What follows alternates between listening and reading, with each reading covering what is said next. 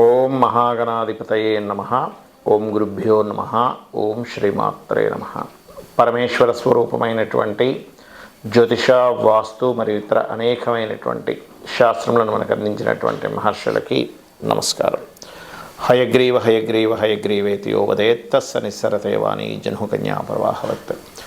అరుణాం కరుణాతరంగితాక్షీం ధృతపాశాంకుశపుష్పబాణచాపాం అనిమాదిభిరావృతాం మయూకైః అహమిత్యేవ విభావయే భవానీం. శ్రీమాత్రే నమః. ప్రేక్షకులకి ఆ లలితాంబిక అమ్మవారి యొక్క అనుగ్రహం పరిపూర్ణంగా కలగాలని మనస్ఫూర్తి కోరుకుంటూ మనం ఈరోజు చెప్పుకోబోయేటువంటి టాపిక్ ఏంటంటే, ప్రతి లగ్నానికి లగ్నం తెలియని వారి రాశి నుంచి కేతువు ఎక్కడుంటే ఎటువంటి శుభ ఫలితాలు ఇస్తాడు, ఏ విషయంలో వీళ్ళు జాగ్రత్తగా ఉండాలి, అందులో ముఖ్యంగా మీ లగ్నానికి శుభుడైతే శుభగ్రహాలతో కలిసి ఉంటే మరింత శుభ ఫలితాలు ఇస్తాడు, అదే శుభుడై పాపగ్రహాలతో కలిసి ఉంటే శుభ ఫలితాలు తగ్గుతాయి. ఇది గుర్తుపెట్టుకోండి. అదేవిధంగా ఆ లగ్నాలు కొన్ని లగ్నాలకు పాప అవుతాడు కేతువు. అలా అయి పాపగ్రహాలతో కలిసి ఉన్నప్పుడు మీకు పాప ఫలితాలు మరింత పెరుగుతాయి. శుభగ్రహాలతో కలిసి ఉంటే శుభ ఫలితాలు పెరుగుతాయి, పాప ఫలితాలు కొంచెం తగ్గుతాయి. ఇది ముఖ్యంగా ఫార్ములా. అయితే ఇందులో ఆ ఒక్క గ్రహమే కాకుండా మిగతా గ్రహాల యొక్క కాంబినేషన్ బట్టి ప్రతిదీ కూడా ఫలితం ఇస్తూ ఉంటుంది.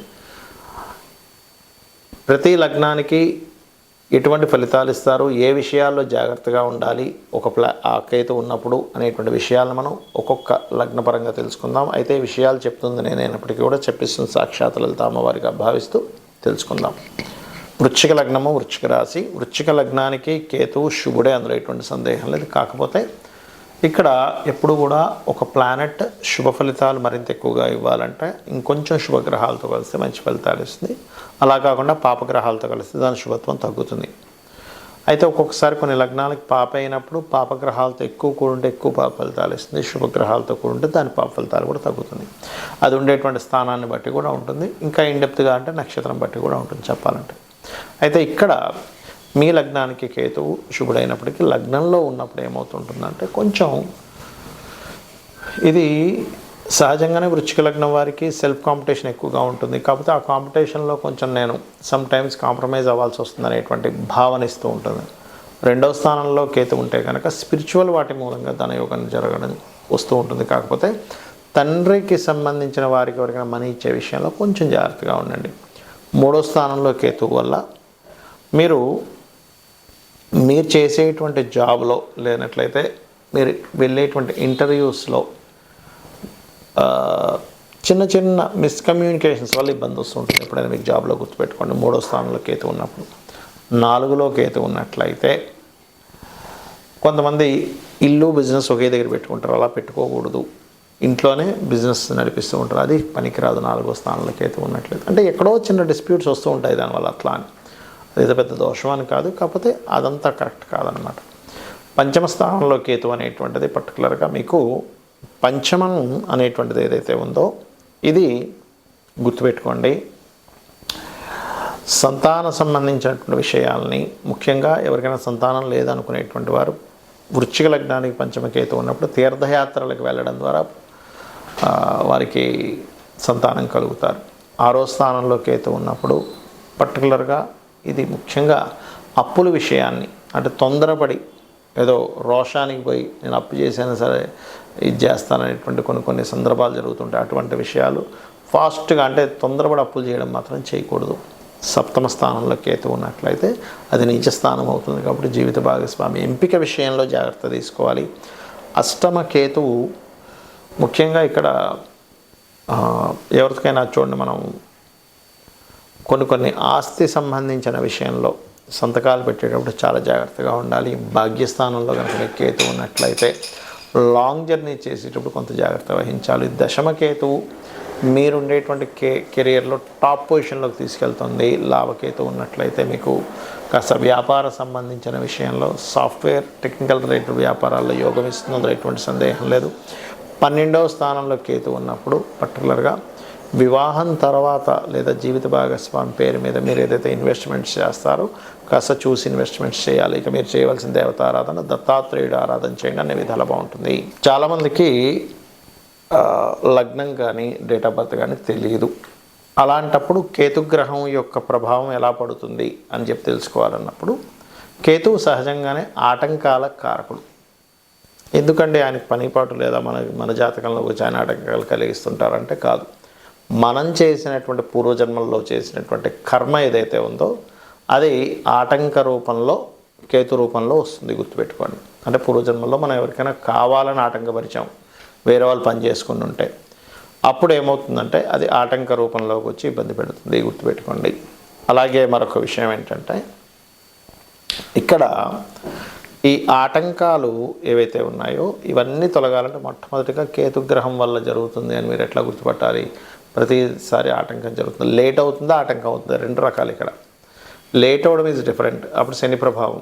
కానీ ఆగిపోతుంది, స్ట్రక్ అయిపోతుంది. ఒక రూట్లో దగ్గరికి వెళ్తున్నారు, అక్కడ కంప్లీట్గా స్ట్రక్ అయిపోయింది, మళ్ళీ వెనక్కి తిరిగి రావాల్సి వచ్చింది అంటేనే కేతు. ఎందుకంటే రెట్రో ప్లానెట్స్ అంటారు వాటిని. అలాంటప్పుడు ముఖ్యంగా మీరు చేయవలసింది గణపతి ఆరాధన, ఉలవలు దానంగా ఇవ్వడం, ఇవి చేయాలి. మనకి ఈ కేతువు జన్మజాతకంలో మీకు ఉదాహరణకి మీకు అంటే ఫైనాన్షియల్గా ప్రతి దగ్గర స్ట్రక్ అయిపోతుంది అన్నప్పుడు మీరు చేయవలసింది ఏమిటంటే గణపతిని తలుచుకొని మనీ ఇవ్వడం తీసుకోవడం చేస్తున్నాను మీ లైఫ్లో ఎప్పుడైనా. అంటే మీకు డేట్ ఆఫ్ బర్త్ ఉన్నా లేకపోయినా, ఎందుకంటే మీకు అక్కడ కేతు ప్రభావం ఆ రూపంలో ఉందని అర్థం చేసుకోవాలి. లేదంటే నేను ఎక్కడ ఏ ప్రాపర్టీ కొన్నా కూడా నాకు స్ట్రక్ అయిపోతుంది, అక్కడ ఆ ప్రాపర్టీ కొనడమే పేరుకు కానీ అసలు అది పెద్దగా ఎదుగుదల ఉండట్లేదు అంటే మీ పేరు మీద కొనకండి. ఎందుకంటే మీకు 4th హౌస్ కేతు ఎక్కడో పనిచేస్తున్నాడు అని అర్థం. ఏమి మాట్లాడినా అది లిటిగేషన్ అవుతుంది అని అనుకుంటే కనుక అలాంటి సమయంలో ప్రత్యేకంగా కేతువు 3వ స్థానంలో ప్రభావం ఎక్కువ చూపిస్తున్నాడు. అలాంటప్పుడు లలితా సహస్రనామాల్లో ఓం కర్పూర వీటికామోద సమాకర్ష దిగంతరాయ నమః అని చేసుకోండి. అలా కాదండి మాకు అసలు వివాహ సంబంధించిన విషయాలు ఇదిగో ఇక్కడ దాకా వెళ్ళి సడన్గా అక్కడికి ఆగిపోతుంది అన్నప్పుడు మీరు గణపతి నామంతో పాటు లలితా సహస్రనామాల్లో ఓం కామేశబద్ధ మాంగళ్య సూత్రశోభిత కందరాయ నమః అని చేసుకోండి.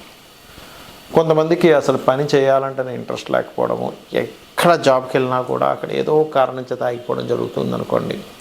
అది 2 కారణాలు అవుతాయి. మీ చార్ట్లో ఎక్కడో శనికేతువులు కలిసి ఉంటారు దశమంలో, లేదా శని రాశుల్లో కేతు ఉంటాడు, లేకపోతే శని కేతు నక్షత్ర పరివర్తన ఉంటుంది. అటువంటి కండిషన్స్లోనే అలా జరుగుతూ ఉంటుంది. అలాంటప్పుడు రెగ్యులర్గా వెంకటేశ్వర స్వామి ఆలయానికి వెళ్ళడము, లేనట్లయితే రావి చెట్టు ఉంటుంది మనకి ఆలయాల్లో, దాని చుట్టూ ఈ యొక్క సర్ప ప్రతిష్ఠ చేసిన ఉంటాయి, వాటి చుట్టూ ప్రదక్షిణం చేసుకుని వాటి మీద పసుపు నీళ్ళు గంధపు నీరుని అభిషేకంగా చేసి మీరు మీ పనులు మీరు చేసుకుంటున్నట్లయితే ఖచ్చితంగా దాని యొక్క శుభ ఫలితం మీరు చూస్తారంటే అక్కడి నుంచి మీకు ఆటంకాలు అనేటువంటివి తగ్గుతాయి. అలాగే మరి కొన్నిసార్లు ఏమవుతుంటుందంటే కొన్ని విషయాలతో దూరంగా ఉండాల్సి వస్తూ ఉంటుంది. అంటే కొంతమంది చూడండి సంతానం పొందుతారు కానీ సంతానంతో ఎప్పుడు దూరంగానే ఉంటారు, అంటే ఎక్కడో 5వ స్థానంలో కేతు పనిచేస్తున్నాడు.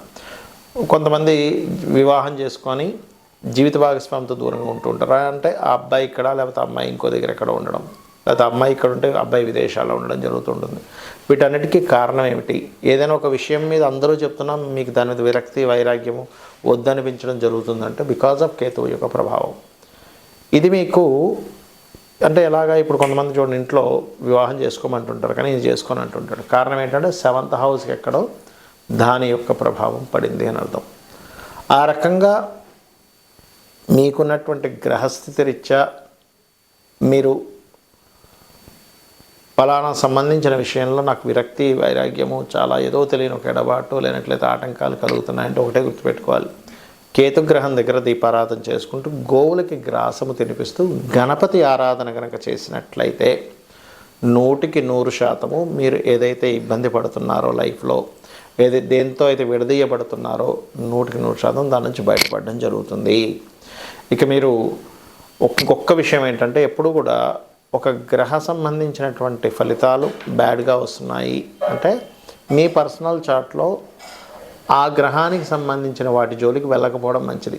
అంటే 4th హౌస్లో ఉంది అప్పుడు మీ పేరు మీద ప్రాపర్టీస్ ఉండకపోవడం మంచిది, గుర్తుపెట్టుకోండి. లేదండి 12th హౌస్లో ఉంది మీ పేరు మీద ఏదైనా ఇన్వెస్ట్మెంట్స్ చేయకపోవడం మంచిది. లేదండి బుధరాశుల్లో ఉంది కేతు ఎక్కువగా లేదా బుధుడితో కలిసింది, మీ పేరు మీద బిజినెస్లు ఉండకపోవడం మంచిది. అలాగా అసలు ఏ రాశుల్లో ఉంది, ఏ సంబంధించినటువంటిది ఎలా ఉంది అనేటువంటిది తెలుసుకోవాలి. ఇక్కడ మరొక విషయం ఏంటంటే, మరి చాలామంది సందేహం వస్తుంది, ఏమంటే మరి పిల్లల స్థానంలోని వివాహ జీవిత భాగస్వామి స్థానంలోని పెళ్లి చేసుకోకూడదు అంటే అలా కాదు. కొన్నిసార్లు ఏమవుతుందంటే పిల్లల్ని దూరంగా పెంచాల్సినటువంటి స్థితిలో వస్తాయి. అలాంటప్పుడు దాన్ని యాక్సెప్ట్ చేయాలి. కొన్నిసార్లు జీవిత భాగస్వామితో దూరంగా ఉండవలసిన పరిస్థితి వస్తుంది, దాన్ని యాక్సెప్ట్ చేయాలి. యాక్సెప్ట్ చేయకపోతే అక్కడ ఇబ్బంది వస్తుంది, గుర్తుపెట్టుకోండి. ఇక మీరు ప్రతిరోజు లలిత అమ్మవారి యొక్క స్తోత్ర పఠనం చేయండి, అనే విధాలు బాగుంటుంది. శ్రీమాత్రే నమః.